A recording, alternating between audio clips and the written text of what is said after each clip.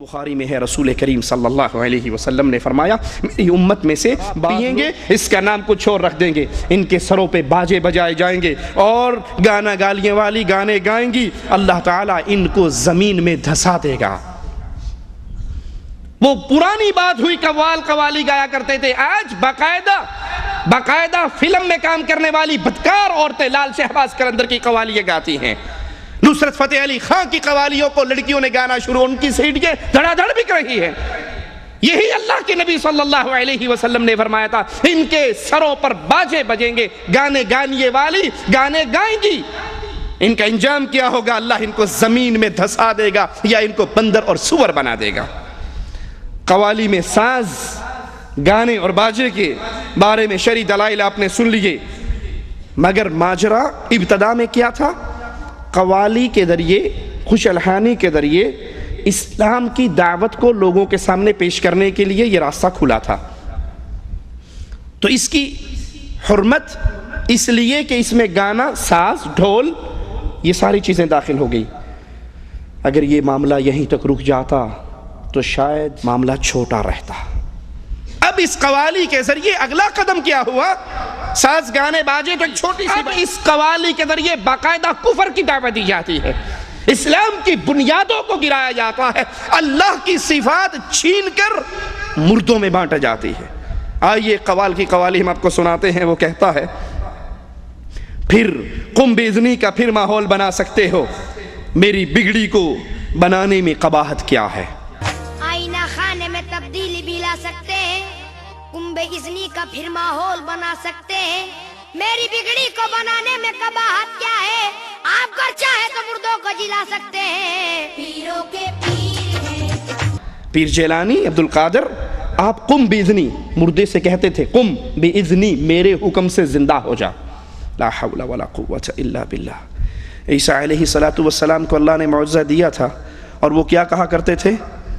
قم باذن اللہ، اللہ کے حکم سے کھڑا ہو۔ وہ کہتے ہیں یہ تو عیسیٰ کا معجزہ تھا نا، ہمارے پیر صاحب تو بہت تکڑے ہیں ان سے بھی۔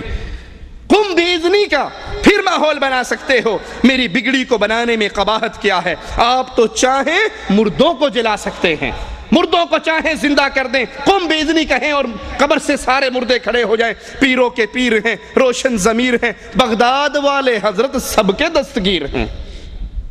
اگر قوالی میں معاملہ گانے، ساز، باجوں کا رہتا، ڈھول کا رہتا تو ایک چھوٹا ماجرا تھا، اب تو یہ قوالی۔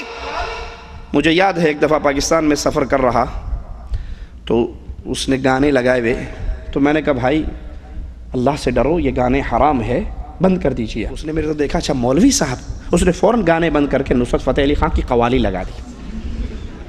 میں نے کہا بھائی بات سنو، دوبارہ گانے لگا دو، اس قوالی کو بند کر کے دوبارہ گانے لگا دو۔ مولوی صاحب آپ کہہ رہے ہو گانے لگا دو؟ میں نے کہا ہاں، وہ جو گانے تھے نا وہ گناہ تھا، اب جو تم نے لگایا ہے یہ کفر اور شرک ہے، اس کو سننے سے انسان کا ایمان برباد ہو جائے گا اگر وہ راضی ہو جائے اور اگر اس پہ خاموش رہے اور اس کے خلاف اس کے دل میں نفرت نہ آئے۔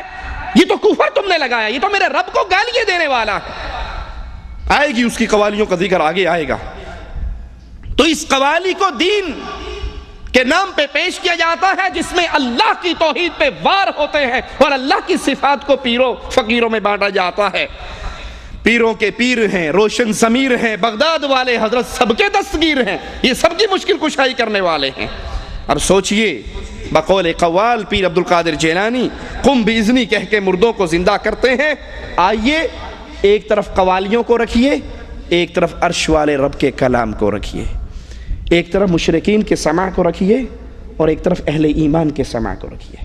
مشرکین کی دن رات اسی قوالی کے اندر غرق رہتی ہیں اور اہل ایمان کے دن رات اللہ کے قرآن کو سننے میں۔ قرآن جواب میں ہمیں بتاتا ہے، مالک عز و جل فرماتا ہے سورۃ یاسین آیت نمبر 12، اِنَّا نَحْنُ نُحْيِي الْمَوْتَى۔ قوال کہتا ہے اے پیرانے پیر، قم باذنی کہہ کر پھر آپ ماحول وہی بنا سکتے ہو مردوں کو زندہ کرنے کا، لیکن قرآن ہمیں خبر دیتا ہے نحن نحیی الموتى، اے لوگوں یاد کر لو، اللہ فرما رہا ہے مردوں کو ہم زندہ کرنے والے ہیں۔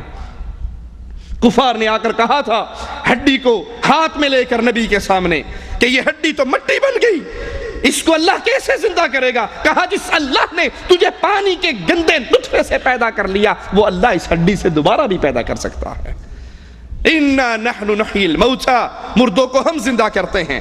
اور دوسرے مقام پہ غور کیجئے، قَالُوا يَا وَيْلَنَا مَنْ بَعَثَنَا مِن مَرْقَدِنَا، وہ کہیں گے کس نے ہمیں ہماری قبروں سے اٹھا دیا؟ هَذَا مَا وَعَدَ الرَّحْمَنُ، یہ اللہ کا وہ وعدہ تھا جو آج پورا ہو گیا۔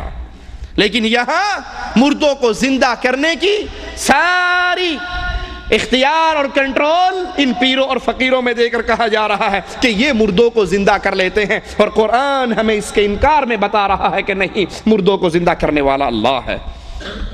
ایک اور مقام پہ غور کیجئے، کیف تکفرون باللہ وکنتم امواتا، اے اللہ کے ساتھ کفر کرنے والوں، اے یہ مالک کی صفات اپنے مردوں پیروں میں بانٹنے والوں، قرآن کی آیت پہ کاش تم نے غور کیا ہوتا، کیف تکفرون باللہ، تم کیسے اللہ کے ساتھ کفر کرتے ہو، وکنتم امواتا، تم مردہ تھے، فاحیاکم، اللہ نے تمہیں زندگی دی، ثم یمیتکم، پھر اللہ تمہیں موت دے گا، ثم یحییکم، پھر اللہ تمہیں زندہ کرے گا۔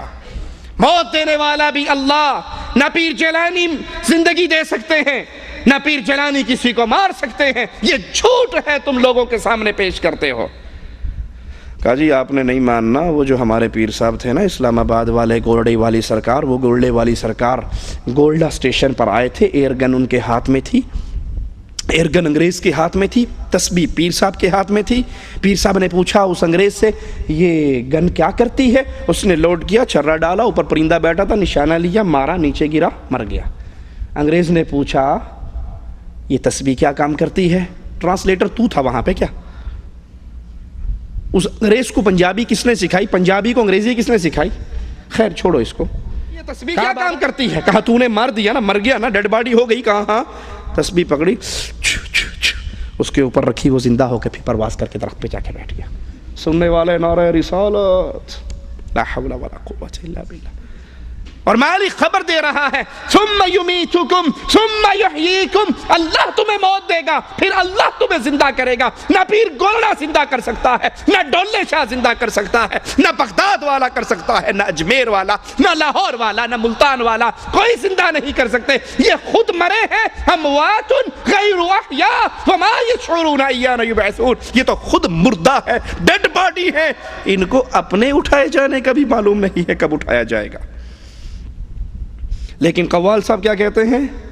ذرا بھی دیر کرتے نہیں تم بگڑی بنانے میں، سخی تم ہو یہی مشہور ہے زمانے میں۔ کرم پرور احمد علی، بس اتنی سی تمنا ہے، جگہ مجھ کو بھی مل جائے تمہارے آشیانے میں، مجھے اپنے ہی رنگ میں رنگ دو صابر۔ ذرا بھی دیر تم کرتے نہیں بگڑی بنانے میں، سخی تم ہو یہی مشہور ہے سارے زمانے میں۔ کرم پرور علی احمد، بس اتنی سی تمنا ہے، جگہ مجھ کو بھی مل جائے تمہارے شامیانے میں، مجھے اپنے ہی رنگ میں رنگ دو صابر۔ کہ تم کرم کرنے والے ہو صابر، تم بگڑی بنانے والے ہو، جو بگڑ جائے تم بنا دیتے ہو۔ کسی کی قسمت خراب ہو تم اس کی ٹھیک کر دیتے ہو، کسی کی قسمت میں اولاد نہیں ہے تو تم عطا کر دیتے ہو۔ اس قوال کے ان کفریہ جملوں کو سامنے رکھیے اور عرش والے کے کلام کو سنیے۔ قل افریتم ما تدعون من دون اللہ، تم جن کو بھی اللہ کے علاوہ پکارتے ہو، وہ بغداد والا ہو یا صابر پیا ہو یا کوئی اور پیا ہو، ان ارادنی اللہ بضر هل ہن کاشفات ضرہ، قرآن کا چیلنج سنیے، آواز اپنے دلوں میں بٹھائیے۔ قل، اے نبی کہو ان کو، تم جن کو بھی اللہ کے علاوہ پکارتے ہو، ان ارادنی اللہ بضر، اگر اللہ مجھ پہ کوئی مصیبت اتارنا چاہے، اگر اللہ مجھ پہ کوئی غم اتارنا چاہے، میرا بیٹا ابراہیم، نبی کا بیٹا ابراہیم نبی کی گود میں دم توڑتا ہے، نبی کی پیار کرنے والی زوجہ خدیجہ فوت ہوتی ہیں، نبی کے چچا حمزہ شہید ہوتے ہیں، ابو طالب کلمہ پڑھنے سے انکار کرتے ہیں، یہ غم ہے، طائف میں پتھر پڑتے ہیں، زخمی ہوتے ہیں، زمین پہ گرتے ہیں، احد کے اندر آپ گڑھے میں گرتے ہیں، ماتھا پھٹتا ہے، یہ سارے غم اور دکھ آتے ہیں۔ ان ارادنی اللہ بضر، اگر اللہ کوئی مصیبت اتارنا چاہے، هل ہن کاشفات ضرہ، کیا یہ پیر، یہ بابے، یہ حضرت، یہ شیخ جن کو تم کرم پرور سمجھتے ہو، جن کو تم دستگیر مانتے ہو، جن کو تم کرم کرنے والا مانتے ہو، جن کو تم بگڑی بنانے والا مانتے ہو، قرآن کا چیلنج ہے، اللہ کی اتاری ہوئی مصیبت کو یہ ٹال سکتے ہیں؟ او ارادنی برحمت هل ہن ممسکات رحمتی، اللہ اگر کسی پہ رحمت کرے کیا یہ اللہ کی رحمت کے درمیان رکاوٹ بن سکتے ہیں؟ قل حسبی اللہ، اہل ایمان کا ایک ہی آوازہ، قل حسبی اللہ، مجھے میرا اللہ کافی ہے، علیہ یتوکل المتوکلون، بھروسہ کرنے والے اسی پہ کرتے ہیں۔ قرآن حکیم کے دوسرے مقام پہ غور کیجئے، امن یجیب المضطر اذا دعاہ، کون ہے جو مصیبت کے اندر پھنسے ہوئے کی مصیبت کو دور کرے؟ کسی کی بگڑی بنانے والا کون؟ قرآن کا سوال، قوال کا جواب صابر پیا بگڑیاں بناتے ہیں، بغداد والے دستگیر ہیں، اور قرآن پوچھ رہا ہے امن یجیب المضطر اذا دعاہ، کون ہے کوئی مصیبت میں پھنس جائے؟ یونس علیہ السلام مصیبت میں پھنسے مچھلی کے پیٹ میں، فرشتوں نے کہا یہ بندہ معروف ہے، اس کی آواز معروف ہے، جہاں سے پکار رہا ہے وہ جگہ غیر معروف ہے، اور مالک نے کہا اگر یہ مجھے مچھلی کے پیٹ سے نہ پکارتا، لوگ قیامت کے دن قبروں سے نکل کر آتے، یہ مچھلی کے پیٹ سے نکل کر آتا۔ کون ہے جو مصیبت میں پھنسے ہوئی کی بگڑی بنا دے، اس کی دستگیری کر دے؟ وَيَكْشِفُ السُّوء، اس کی مصیبت کو دور کر دے۔ أَإِلَٰهٌ مَّعَ اللَّهِ، کیا اللہ کے علاوہ کوئی اور مشکل کشا ہے؟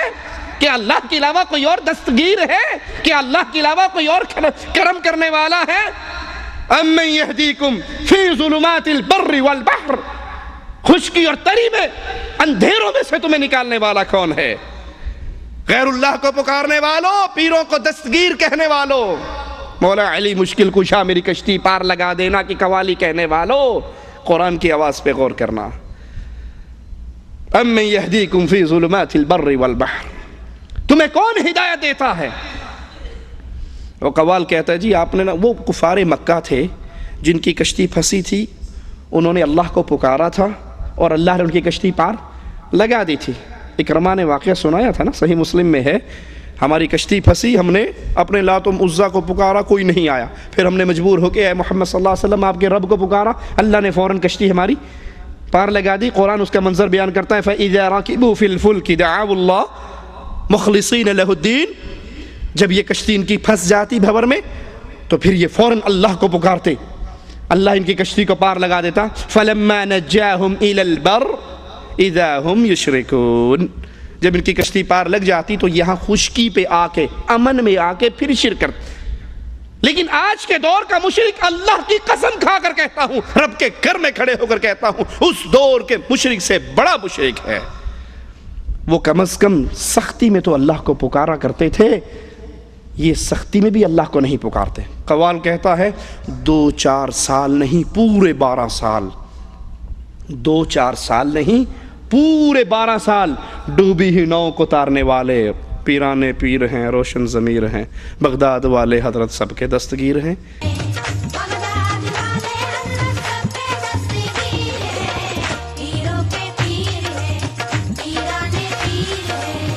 آپ فیضان نبوت ہے لٹانے والے، سب کے دکھ درد میں ہر وقت کام آنے والے، 1-2 سال نہیں پورے 12 سال کے بعد ناؤ ڈوبی ہوئی بڑھیا کی ترانے والے۔ یہ 12 سال تک ڈوبی رہی، 12 سال کے بعد پیر صاحب نے اس کو پار لگا دیا۔ جو 12 سال پانی میں زندہ رہی، کچھوے کی اولاد تھی یا مچھلی کی اولاد تھی؟ آدم کا بیٹا تو 12 منٹ نہیں زندہ رہ سکتا، پانی سانس لے گا، پیٹ میں پانی جائے گا، مر کے اوپر آ جائے گا۔ یہ کس کی اولاد تھی جو 12 سال تک زندہ رہی؟ لا حول ولا قوت الا باللہ۔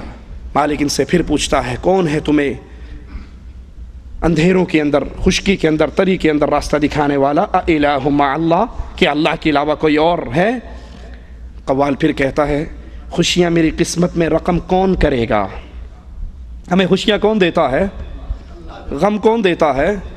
غم اور خوشی اللہ کی طرف سے آتی ہے۔ اور یہاں قوال قوالی کے نام پر جو دین کے نام پر لوگوں میں سنائی جاتی ہے، مکمل اللہ کا انکار کرتے ہوئے کہتا ہے خوشیاں میری قسمت میں رقم کون کرے گا؟ سب دور میرے رنج و الم کون کرے گا؟ آس لگی آپ سے